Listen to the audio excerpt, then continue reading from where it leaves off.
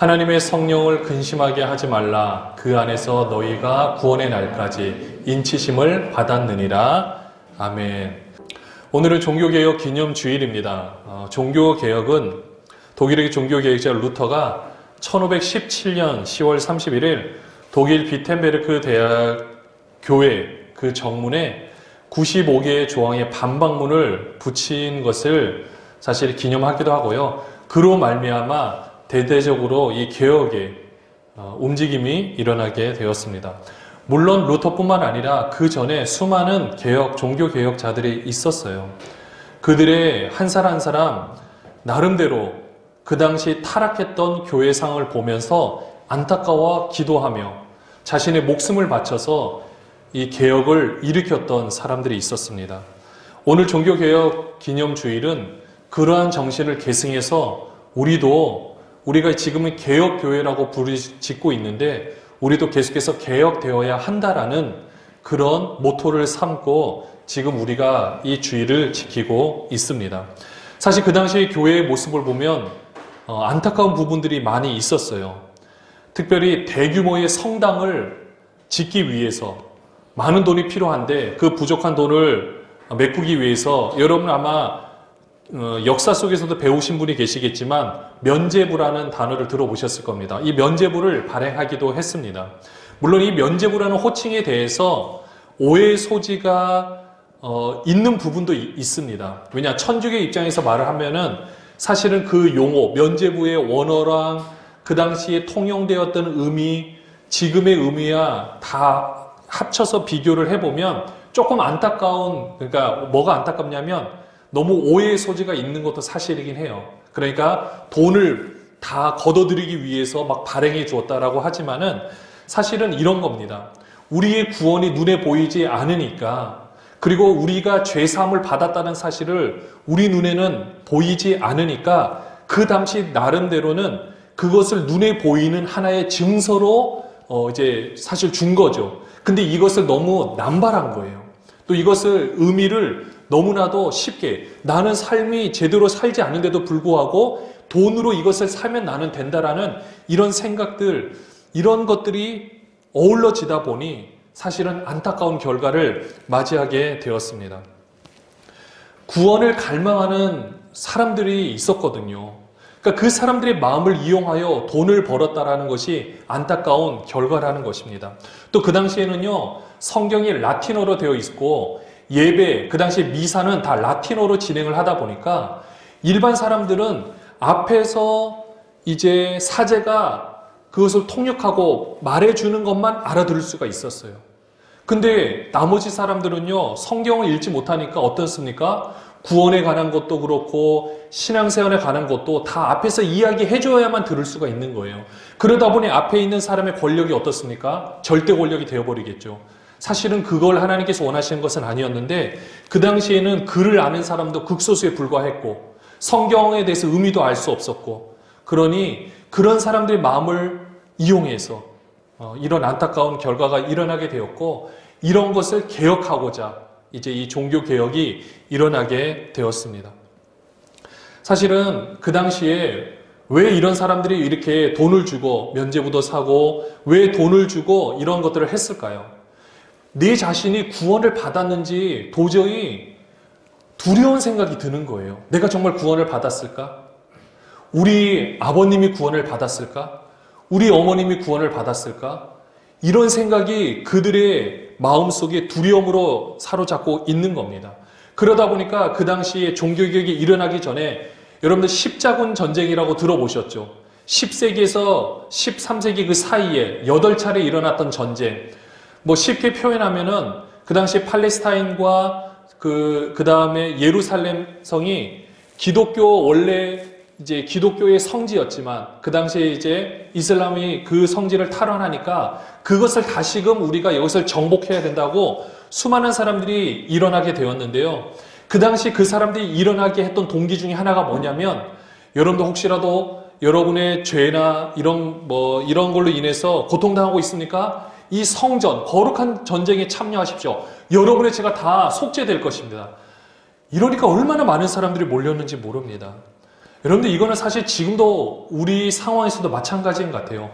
구원에 대해서 무지하고 구원에 대해서 우리 눈에 보이지 않으니까 이 조그만 말에도 우리의 마음이 미혹될 때가 있다라는 겁니다. 그럼 우리 한번 생각해 볼게요.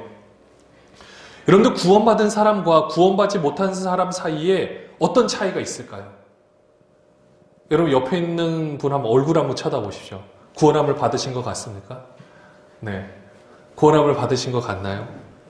자, 우리가 비신자라 그러죠. 아직 예수를 알지 못하는 그런 사람들과 지금 예수를 알고 있는 우리들의 모습과 어떤 차이가 있습니까? 여러분들 다른 차이가 있나요? 내가 구원함을 받았으니까 내 얼굴에 더 빛이 납니까? 물론 예수를 믿으면 얼굴에 좀 빛이 난다고 이야기를 하는데 사실은 구원을 받았는지 안 받았는지 알 수 있는 방법은 단 하나예요.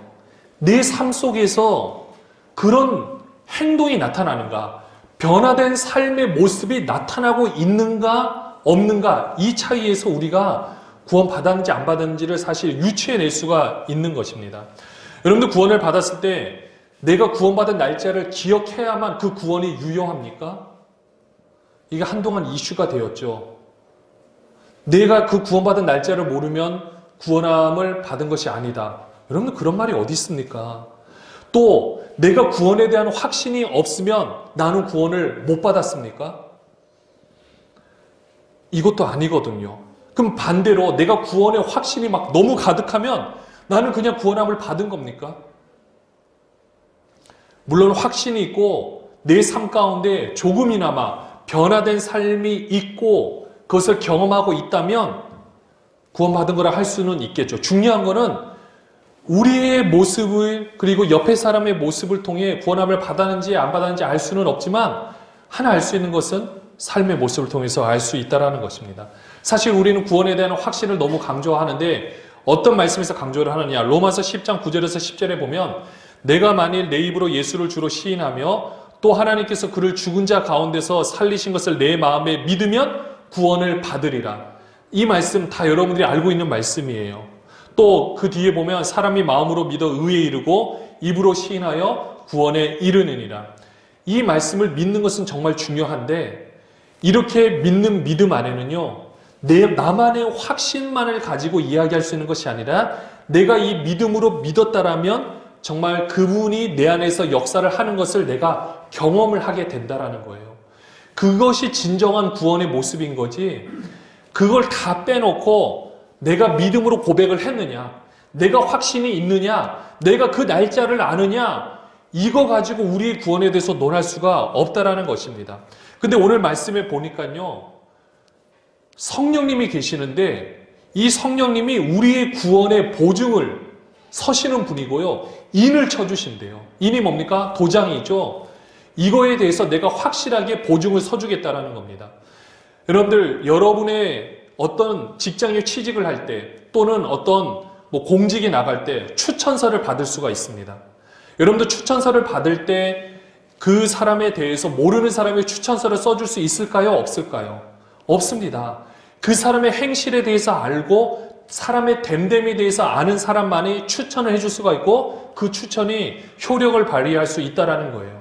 오늘 말씀을 쉽게 요약하면 성령 하나님이 계시는데 그분이 우리의 구원에 관하여서 보증이 되어주시고 또 그분이 우리 마지막에 우리 정말 구원함을 받았다라고 할 그때 인을 쳐주신다. 도장으로 꼭 찍어서 내가 이 사람을 내가 보증한다라고 해주시는 분이 성령 하나님이시라는 거예요. 근데 그분이 어디에 계시느냐?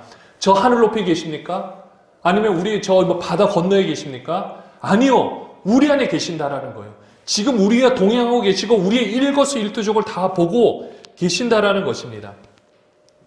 그래서요, 구원에 대해서 이야기를 할 때 내가 구원을 이제 받았다라면 내가 입술로서 시인을 하고 이제는 내가 새로운 믿음을 소유했다라면 구원받은 자의 삶의 모습이 내 안에서 자동적으로, 물론 한 번에 완벽히 변화되지는 않습니다. 그러나 조금씩 흘러나오게 됐다라는 겁니다. 사실 우리가 이번 2020년도가 우리 대한민국 교회와 우리 기독교인들에게서는 정말 잊을 수 없는 날들이었을 겁니다. 왜냐하면 우리는 이제까지 내가 구원받은 자로서 어떤 삶을 살아갈까가 어디에서 주로 표현이 되었느냐? 교회 안에서 표현이 되었어요. 봉사라는 것으로.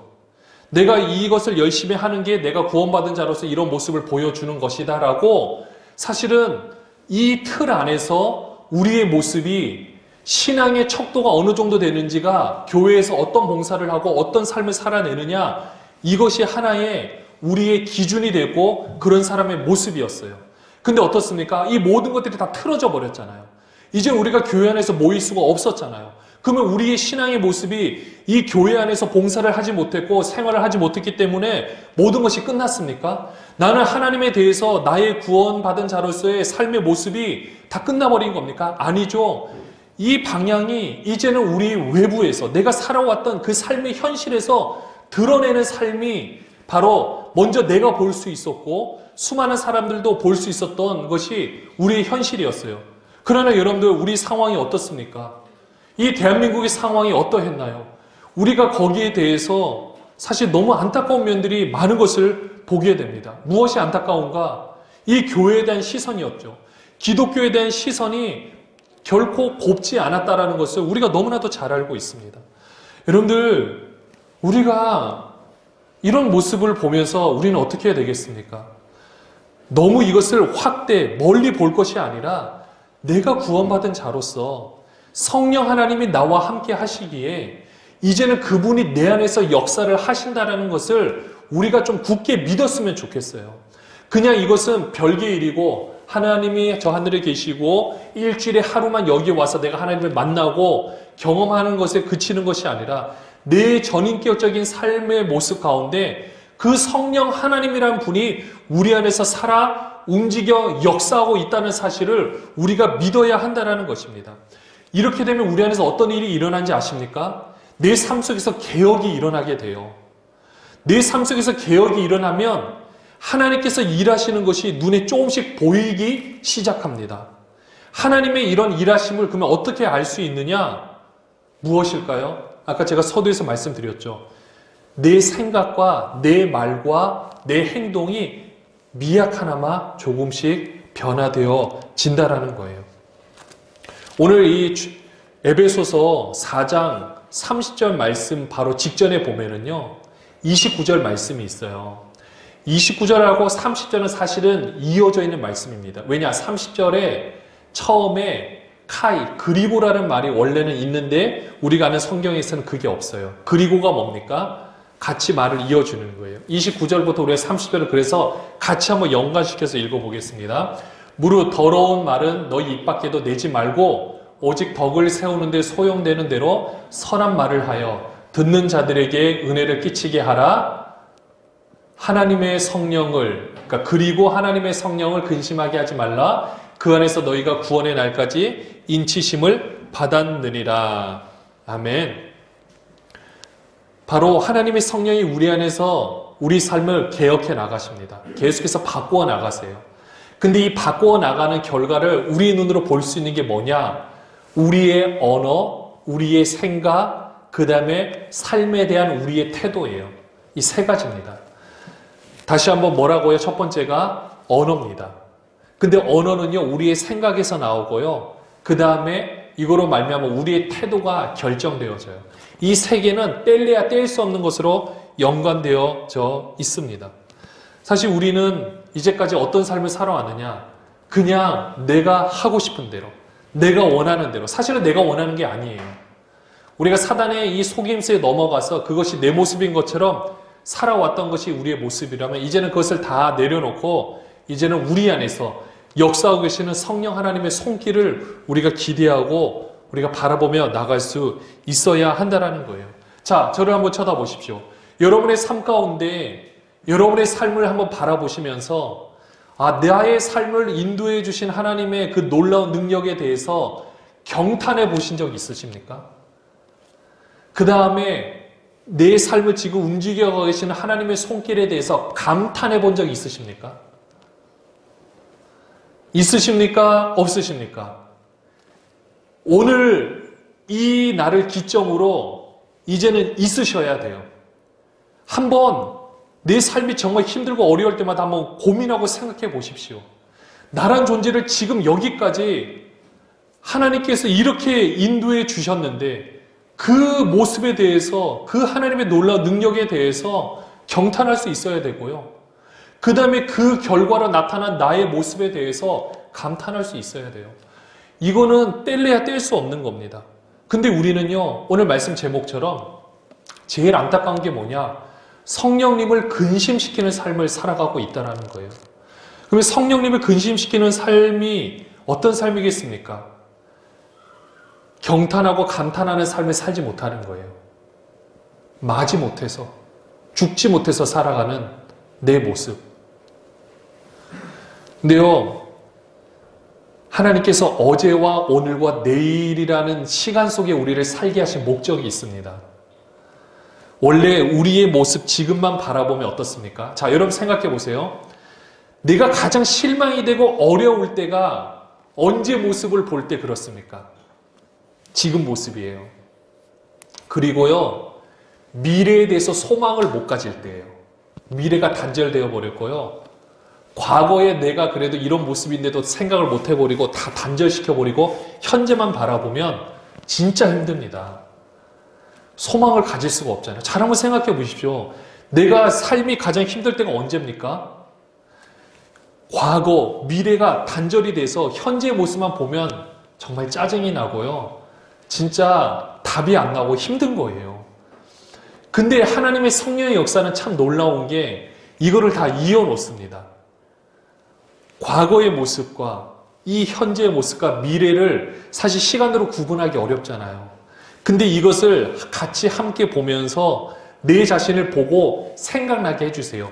그 모습을 보면 우리가 우리의 과거의 모습과 좀 더 나은 오늘의 삶, 그리고 오늘의 삶보다 나은 내일의 삶을 기대할 수 있는 이것이 연관되어지면 내 삶을 바라보는 시선이 달라지고요.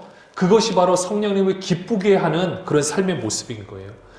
그러니까 우리는 이것을 다 놓쳐버리면 정말 우리는 의기소침하고 우리 삶을 살아갈 때 너무 힘들게 살아갈 수밖에 없다는 것입니다. 저는 이 시간부로 선포합니다. 이제는 이 모습에서 여러분들 자유하시기 바랍니다. 다 떨쳐버리십시오. 그리고 여러분의 삶은 여러분이 노력으로 바뀌어가는 것이 아니에요. 이게 놀라운 겁니다. 여러분들 지금도 한번 생각해 보세요. 운동선수들, 저기 평창에 가면은 스키 점프대가 있습니다. 영화 국가대표에서도 보면은 나왔지만 그 스키 점프, 그 점프대에 사람이 한번 뛰기 전에는요, 그 옆에 연습하는데 5년이라는 시간을 연습을 해야만 그 무대에서 연습할 수 있는 자격이 주어진대요.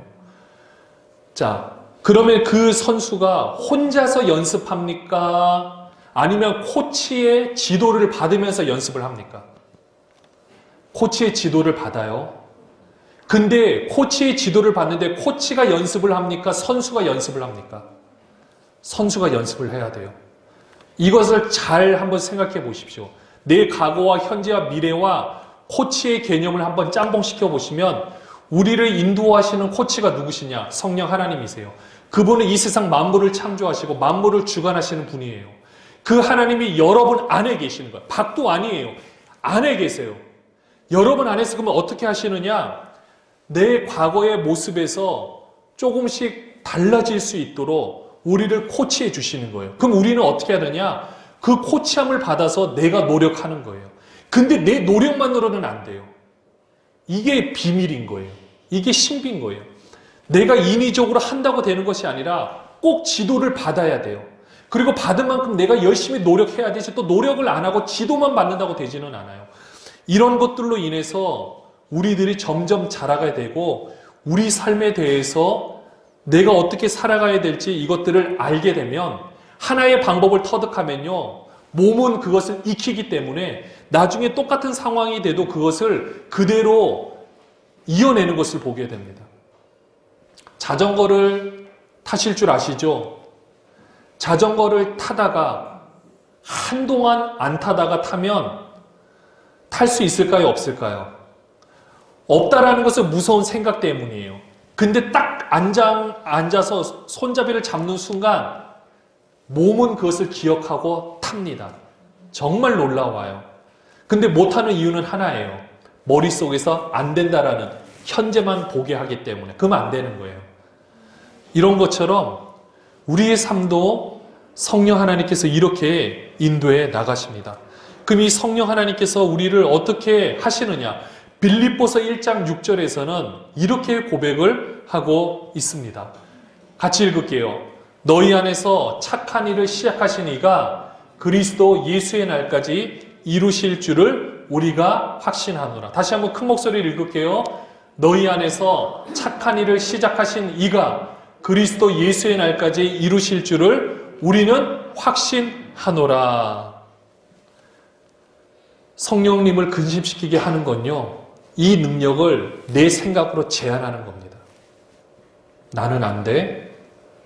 아무리 하나님이라도 이거는 할 수 없어. 또 하나, 하나님이 살아계시는데 어떻게 이런 일이 일어날 수 있어? 내 삶에 대해서 경탄하는 것이 아니라 저주를 하는 모습. 이런 모든 것들이 성령님을 근심하게 하는 모습입니다. 우리는 여기에 매여 있어야 될 의무가 이제는 사라졌습니다. 뭐 때문에? 예수 그리스도의 십자가 사건 때문에. 모든 저주에서 우리를 풀어주셨어요. 모든 속박에서 우리를 풀어주셨어요. 근데 마귀는 유혹을 하죠. 근데 우리는 자유인인데도 불구하고 이전에 속박되었던 그 의식이 남아 있어서 자유한 것이 아니라 두려움 때문에 나올 수 있지만 나오지 못하는 모습을 보게 됩니다. 서커스단에서 코끼리를 어렸을 때부터 밧줄에 묶어놓으면 그때는 힘이 없어서 내가 벗어나려고 해도 벗어날 때마다 내 손이 아프기에, 내 발이 아프기에 나중에는 포기를 해버리죠. 나중에는 성인이 되고 코끼리가 힘이 세기 때문에 한번 힘있게 당겨버리면 다 무너지는데도 불구하고 예전의 생각에 사로잡혀서 거기에 나오지 못하는 안타까운 현실을 맞이하는 것을 보게 됩니다. 우리의 모습과 사단의 속임이 우리 이런 모습일 수 있어요. 성령 하나님이 이제 예수 그리스도의 십자가 사건으로 말미암아 모든 것을 깨끗게 하셨고 이제는 우리가 새로운 존재로서 정말 귀하고 복된 삶을 살아가기를 원하세요. 물론 이렇게 한다고 해서 우리의 현실이 한 번에 뒤바뀌느냐? 그렇지 않습니다. 그렇게 되지는 않는데도 불구하고 그것을 바라보는 인식은 달라지게 되고요. 바라보는 태도는 달라지게 돼요. 근데 그런 태도로 말미암아 결국은 우리의 삶도 바뀌게 됩니다. 이게 놀라운 거예요. 그러니까 우리의 모습 가운데 그 이전의 생각에 사로잡혀서 성령님을 근심하게 하는 삶을 살아가지 마시고 이제는 우리가 새로운 존재가 되었다는 것을 꼭 기억하시고 그 하나님의 성령이 우리 안에서 우리 구원의 날까지 우리는 예수 그리스도로 말미암아 구원함을 받았어요. 그런데 우리의 생명이 다하는 그날까지 우리를 바라보고 계시고 우리의 구원의 보증으로 인을 쳐주실 그 성령 하나님이 여러분과 동행하고 있다는 사실을 꼭 기억하셨으면 좋겠습니다. 기독교의 핵심은 이거예요. 나의 죄 문제와 나의 모든 상황에 대해서 구원에 관한 문제를 두려워하는 것이 아니라 그것은 우리가 알 바가 아니라 하나님이 하시는 일이기 때문에 내 힘으로 할 수 없는 것을 하나님은 하신다가 기독교의 핵심인 거예요. 내 능력으로 모든 것을 할 수 있는 것이 아니라 그렇기 때문에 우리 구원에 관한 문제도 하나님이 이루어 가세요. 이미 이루신 것을 적용해 나가시는 거예요. 그럼 우리는 뭐만 믿고 따르면 되냐? 우리 안에 계신 성령 하나님께서 우리의 코치가 되셔서 우리의 삶을 인도해 나가신다는 사실. 그러므로 내가 오늘 경험했던 일, 내가 내일 경험해야 될 모든 일들이 나와 상관없는 일이고 아무 쓰잘데없이 일어나는 일이 아니라 능력이 많은 코치님께서 모든 상황을 동원하고 모든 것을 인도하셔서 나라는 존재를 세워가시기에 우리는 그분의 손길에 감사하는 마음으로 그분을 근심시키지 말고 우리의 삶을 살아갈 수 있다면 하나님께서 더욱 귀하고 복된 은혜로 함께하여 주실 것입니다.